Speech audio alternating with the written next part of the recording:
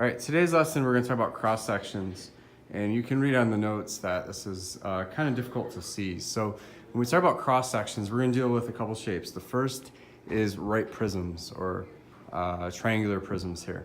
So what happens is we have our prism on the left, and we're either going to cut parallel to the base or perpendicular to the base. So this middle example with the green triangle shows you the shape of the cross section. Now, to get a better visual of this, there's actually animated footage in the playlist of a ninja slicing different shapes.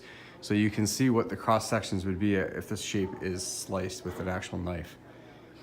So in this prism, if it's parallel to the base, it creates the shape of the base. So if you look down here, a cross section parallel to the base, the cross section will be congruent to the base.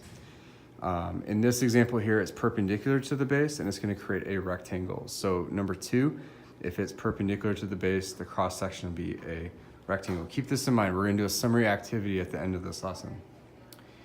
All right. The next shape we're going to talk about are right pyramids. What that means is that the vertex, the tip of the pyramid, is exactly over the middle of the base, so it's not shifted. So in our initial diagram, we see our pyramid, a rectangular pyramid. In the middle example, if we go parallel to the base, it won't be congruent to the base in terms of size, but it will be congruent in terms of its shape. So we see that if there's a rectangle base, we're going to have a rectangular cross section. Over here, perpendicular to the base would end up creating a triangle. So those are the two things that you need to know about right pyramids. All right, so again, if a pyramid is cut parallel to the base, what shape is it? In your head, answer that question. If it's cut perpendicular to the base, what shape is it? All right, the next example is a right cylinder, essentially a cylinder that we normally would associate with a cylinder. So if we cut parallel to the base, we see the same thing again. It's going to be the shape of the base.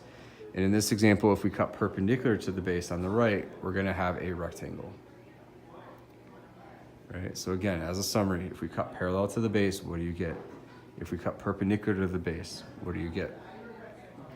All right, and right cones, that's a cone that's vertical over the center of the base. If we cut parallel to the base, we see again, we get a shape that is the same shape as the base. And if we cut perpendicular to the base, we're going to see we get a triangle. Okay, so for right cones. So if we cut parallel to the base, what do we get? If we cut perpendicular to the base, what do we get? All right, so somewhere on your notes, make this box and then answer these questions and make sure you understand these ideas. This is what will be on your test.